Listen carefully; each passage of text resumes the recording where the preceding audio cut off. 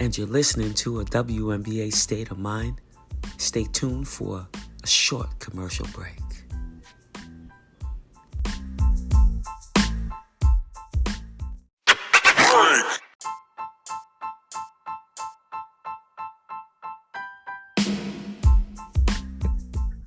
Hey everybody, it's the 11th episode and I'm here with the Chicago Sky Show, who are the thoughts and tweet analysts of the WNBA Chicago Sky and the entire WNBA Sky Show. Welcome to a WNBA where we mainly discuss basketball, but we love other sports. Today, of course, we got an all-star cast of ballers here for the show. Please introduce yourself and elaborate on who you are and your presence on social media, which is huge. It's not too big, but I try to do my best. Hi, everyone. I'm the Sky Show Shy.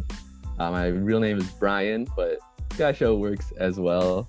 I'm really a big Chicago Sky fan account, WNBA fan account. Started my stuff up in like 2017.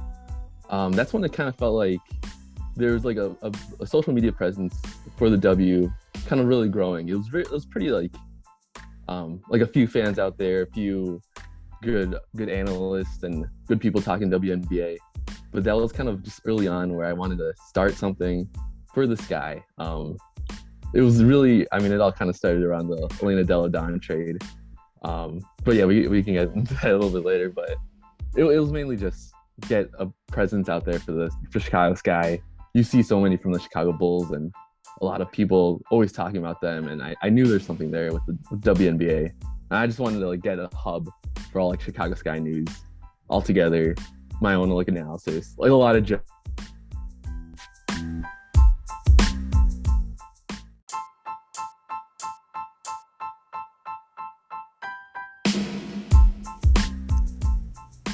And you're listening to a WNBA State of Mind, the sports podcast for women about things that matter to us and more. So come join us on your podcast platform.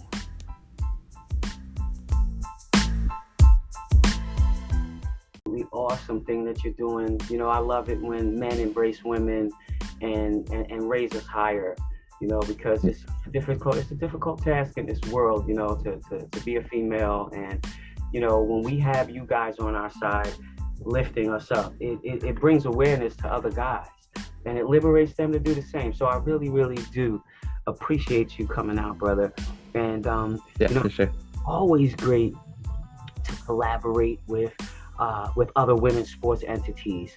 You know, how did you come up with the Sky Show concept? I mean, I know you already elaborated on it a little bit, but there's a concept behind it, and everybody who starts something wants something out of it. Right. I kind of started like more like an NBA Twitter person, like following NBA Twitter. You see all those like personalities out there. They talk about the players. You hear the stories. You get like a lot more from the NBA from like social media and NBA Twitter. And I know the WNBA is kind of go that route too. Kind of get their personalities out there, the stories out there, and you kind of like get that sense through social media, through like WNBA Twitter. But it's all like all over the place. It's all kind of hectic. It's all kind of just, it's out there, but it's hard for people to find it. So I kind of the concept of that was kind of the concept of the Sky Show Shy. It's just anyone who's a Chicago Sky fan can follow me. Even the Chicago Sky like media, like the social media team, like there's like even like a limit to the stuff they can talk about. They can't talk about like rumors or the play of the players, like if it's bad, or even like just transactions that are happening. That's like more like the job of like the fan account. And that's kind of just what I'm trying to give out there, and a lot of humor stuff, and like memes and gifs and just reacting to things. And I think that's kind of something that helps like grow the fan base. Like if someone wants to know something about the Sky, they could just find my account. I could reach them out to all the amazing beat writers, the indie people, the big media people, all this like random stuff that Candace Parker is always doing, like the stores, like there's just so much out there, and it's hard to find all that information in social media just kind of by yourself. So I just tweet, I post, I use hashtags a lot, and I think people just enjoy following it. So yeah, so it was like there is stuff like this out there for NBA. There's no way that the WNBA could also benefit from it. Yeah, absolutely. And you already covered the next question I was going to ask, because I was like, what's your concept and what are you trying to say to the people? What do they need to understand? And everybody has their perspective. What do you think that people need to understand about the WNBA that they're just not getting? I think it's just that it's just fun. I mean, it's fun and it's basketball, and as pure as that is, like that's like great. I mean, it's we all like kind of love sports. I feel like sports fans have like a different mentality than like other non-sports fans. But I mean, if you're a sports fan, you kind of know the feel of like following a team, following a league, seeing like the news that happens. It's such a joy just to follow. Like I follow the Sky team, like really, like concertedly like a hardcore fan as like starting like 2017, and then seeing that change, that progression, years after years until like the championship in 2021. It was just like such like it feels like such a big part of my life. I know I'm just like a guy just watching, but these players have been great. The coaching staff, the whole franchise has been just great. Just trying to become like the best and reaching that point, and them doing so, it's kind of just nuts. And it just, I don't know, it just makes me happy. So yeah, I mean that's the biggest thing. It's fun. It's happy, and I mean it's sports, and you kind of just love sports kind of. Yeah, absolutely. And you reflect back to 2017, which is absolutely a fantastic year. However, 2021 was hands down one of the most exciting years in the WNBA in a long time. What did you take away from it? Man, just there's a lot. Even just for the Chicago Sky, there's just a lot happening. Like the peaks and like the valleys of the very bottom. Just not feeling great about the team, or not sure where this team is gonna go. I mean, from the very start though, was just the peak of getting Candace Parker, of her coming back home, and I mean just all the moves of WNBA free agency from there. I don't know. I just felt like it was a lot like going on, and that was like kind of good from WNBA. Like you get it trending, you get a lot of people just talking about just moves. Like big Candace Parker fans are like all over. One of the biggest faces of the WNBA, of the NBA, of all basketball. And then just the moves, the different standings, all the rankings, like Connecticut doing well, Las Vegas doing well. I mean, it was exciting. I mean, it was really exciting for Chicago, but it was definitely exciting for just all of the landscape and the growth that's happening. Yeah, and the growth right along with it being the 25th anniversary, and then the things that they did for the 25th anniversary. I'd be remiss if I didn't mention the Las Vegas Aces setting the stage for what the WNBA did, recognizing players. I don't think if it had not been for the Las Vegas Aces, I don't know if anybody would have got recognized this year. I'm just gonna put it out. No, yeah, absolutely. For it, but that's just that it was, and I think that WNBA felt some type of way. And then they tried to come with the Kabuyaka, and that's good, because we all deserve our flowers. We shouldn't, we shouldn't wait till we're gone and we're in the mist, and headed towards heaven before people say, "Hey, job well done." And so we've had too many people go down without being recognized. Actually, this year we lost quite a few people, and so I'm glad that we're starting to give people their flowers. But on a more positive note, okay, as far as 2021 was concerned, we're rolling into 2022. Okay, now just the hottest topics out there. Okay, the salary cap. Breanna Stewart going to New York, shut it down. There's a lot of things that were happening, but when that happened, that was a totally different story. Okay, baby girl, you come on back home, come to the fans. You know, there was just a whole lot of things that were involved with that. If she comes to New York, it's a totally different story. Natasha Howard can now play in the post where she belongs, and then now you got Breanna, being the stretch four. They would have a fantastic team if that works. Sandy Brondello over there making noise. flew all the way out to California with the whole kit and caboodle to get Brianna. Seattle was definitely in trouble. I don't know if Drew Lloyd committed. So bottom line, it's just crazy. Pokey Chapman back in the league. There you go.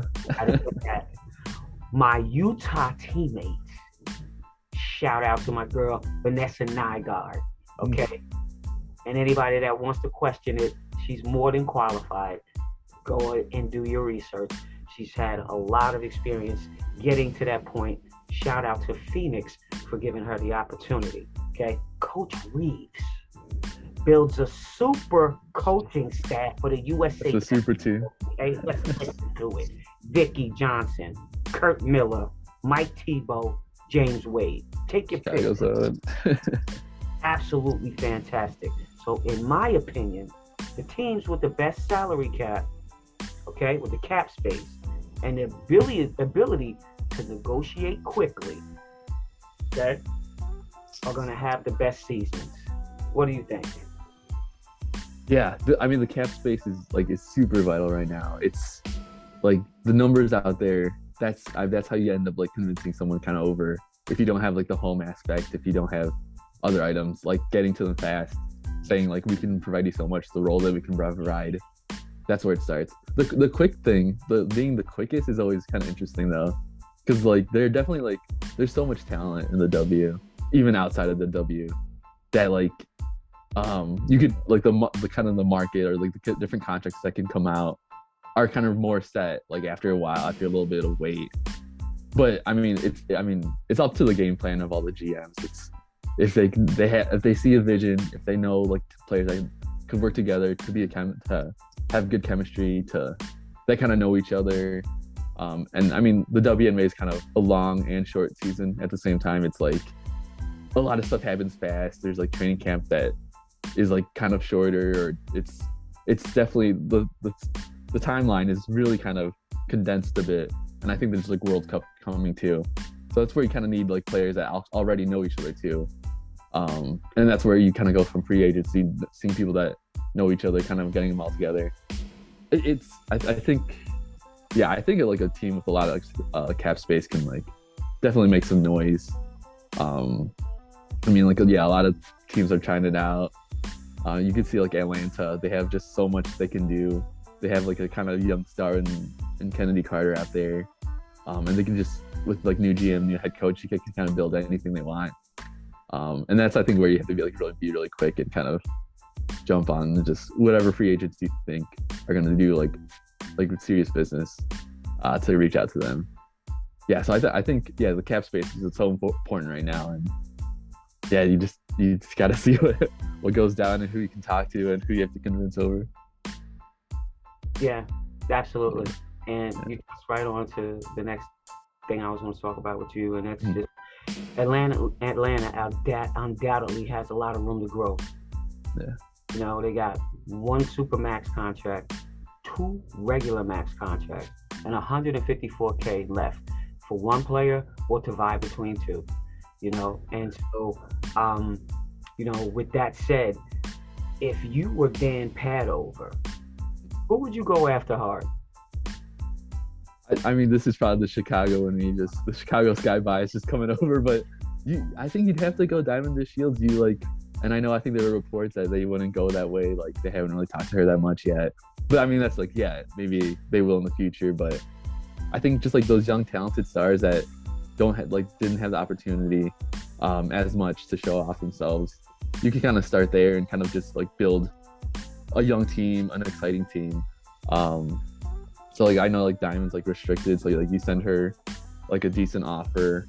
I think like if you're Dan Padover, you kind of just talk to Liz Cambage, see like her interest in like kind of putting together a team. Also Angel, they're all kind of like from Las Vegas, like the whole like front office and head coaches from Las Vegas. You kind of get that talent out there that's just not being shown as well as like they'd kind of hope.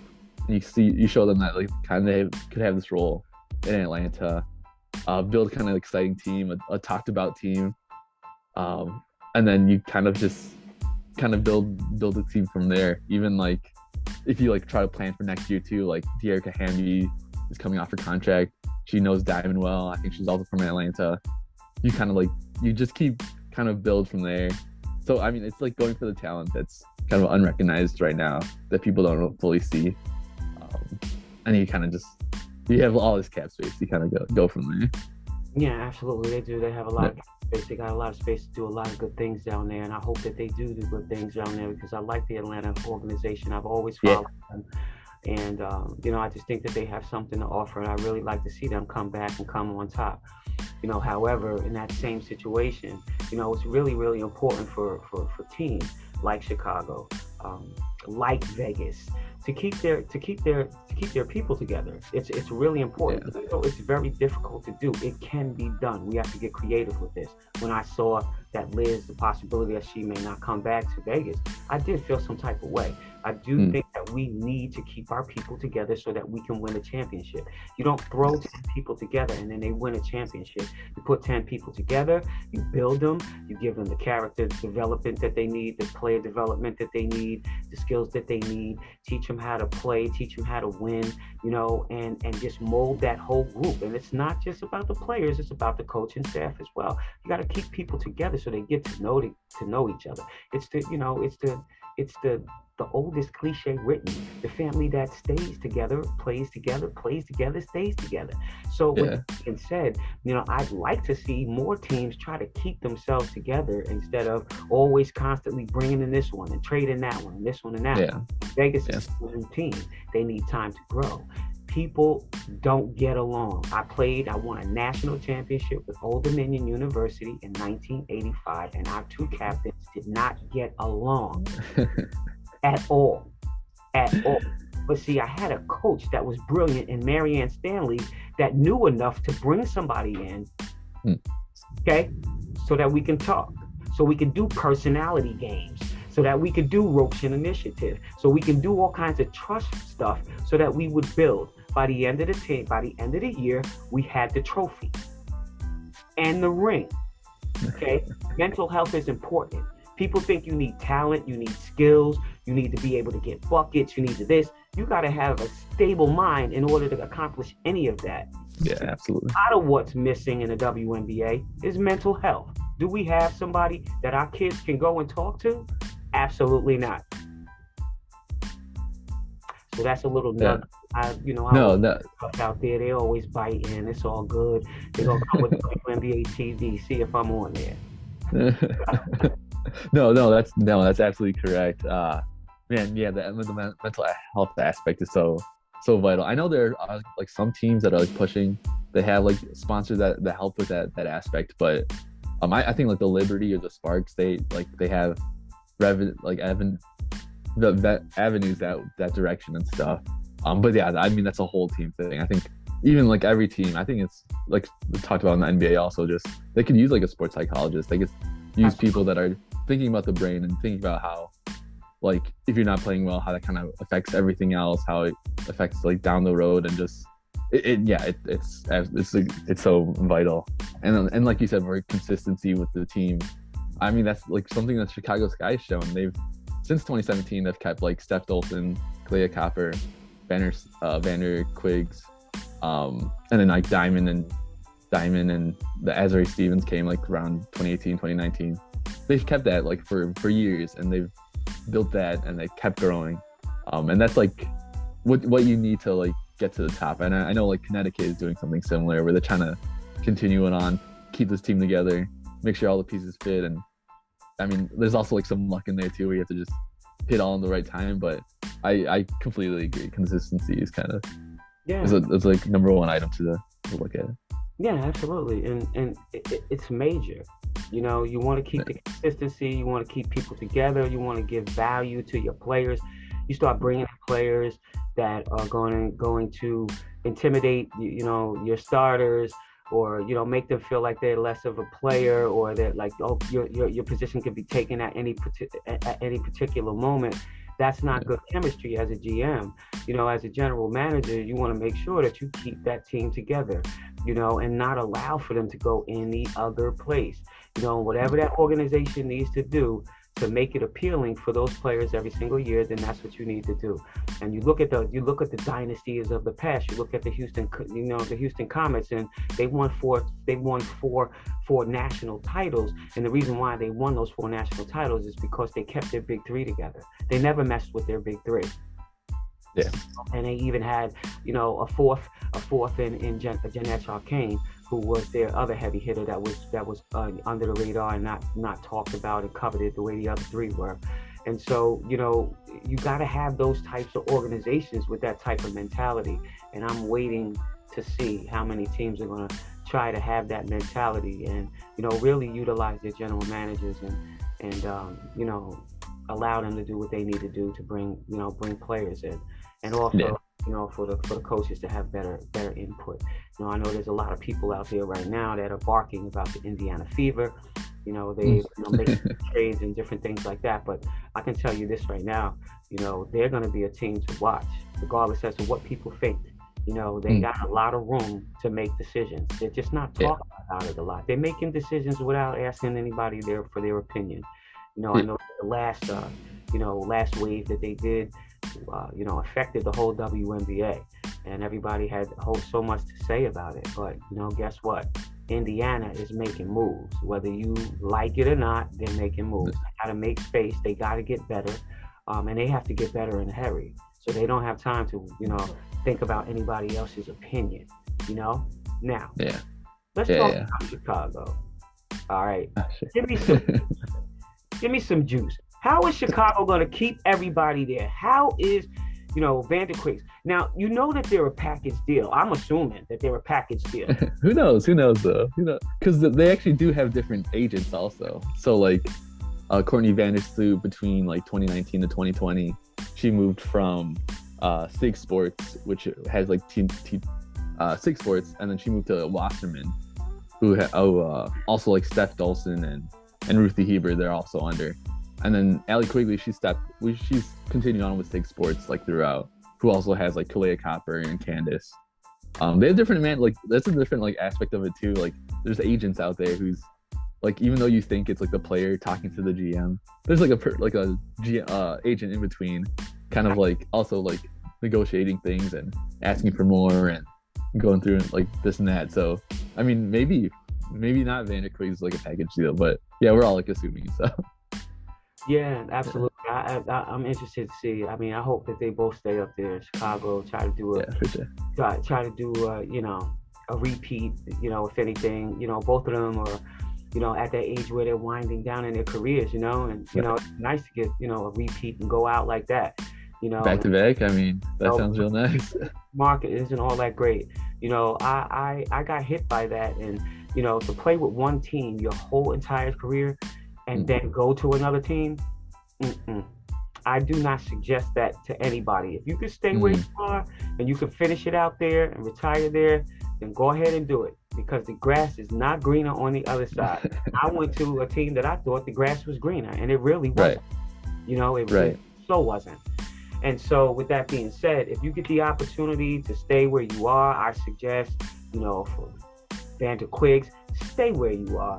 Vegas, keep Cam Beige, keep her, and figure out what's going on in that locker room and fix it. We're grown.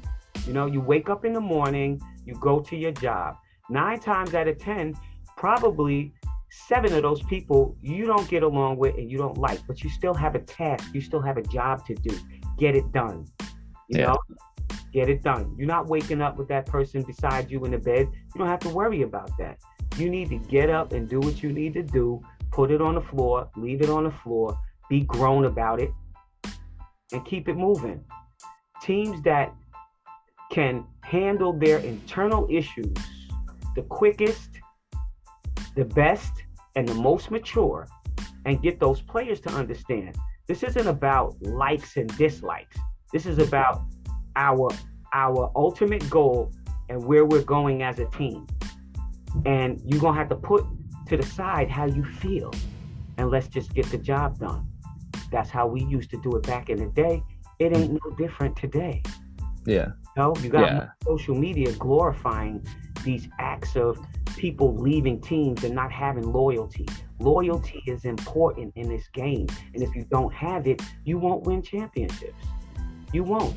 When you got everybody defecting or everybody thinking that the grass is greener on the other side. Why is anybody thinking the grass is greener on the other side while they're playing for your organization anyway? You know? Yeah. I think there's a lot of like just players that are like trying to think through that grass is greener part. I think, like you said, I mean, if like even Candace, even like moving over, she said she talked to like NBA players, and I'm sure NBA players are always kind of thinking the grass is greener on the other side. And I think that kind of mentality is also like showing up in free agency now for the WNBA. And yeah, I mean, it's I don't know, man. It's up to them, the player themselves. But even for this guy, like the players that have left, like a Stu Do, she wanted to like look for that opportunity out there. She went to Dallas, and it wasn't exactly like what she hoped for. She didn't. I know like she talks to like Coach Wade in French, I think, because I think they both know French, and like she didn't get that in like Dallas, and even like there's like a family that was built in Chicago, and people that have left, like I feel like they would be like even willing to come back and kind of just rekindle that thing. But yeah, I think that's what like a big like factor of like Chicago's free agency is that family is what like of what they know, what they've learned from like so many years of being with the franchise, and hoping that's enough to like bring them back for at least just one more year and just one more like back-to-back championships. That's all we need in Chicago. Yeah, absolutely. You know, looking at Phoenix. I mean, Phoenix is loaded. Phoenix don't have to do a whole lot. They're loaded. You know, all they needed was bring a coach in there. They got my girl in there now, Vanessa Nygaard, hell of a player, but even a better person. And so, you know, Phoenix got a good one. And she was under Bill's tutelage for the last 2 years. And anybody who's been under his tutelage has, he's cut their wings and they're flying to be free, you know. And so I appreciate that. You know, I love everything about the Aces organization, you know, all the way from Mark Davis to Bill Langbeer to Nikki Fargas, you know, bringing in Jennifer Azzi, bringing in Becky Hammond, you know, and just helping those coaches that were on the staff get a job and excel. And it wasn't a lateral movement, it's upward movement when you go into that organization. And that's what I love about it. And, you know, you got Nygaard going, and then you have Tanisha going to Atlanta, you know, and goes over as well. So people get the opportunity to grow. If we have every single team in the WNBA functioning in that way, wow. We are talking about just reproduction at its finest. Yeah, just growth everywhere. Just growth from just all different sides. So much talent, just building and getting better at what they do, and like helping just the W just grow and grow. Yes, wind down the show. Give me your 5 best players, who you love, who just makes you just resonate. The players, the current WNBA players, or 5. I'd feel bad if I went like all Chicago Sky, so maybe I'll do like 3 Sky. Spread it out. Can't be all 5 Chicago. It's got to be. It could be though. I'm not gonna lie. Maybe on Chicago, and then you spread out.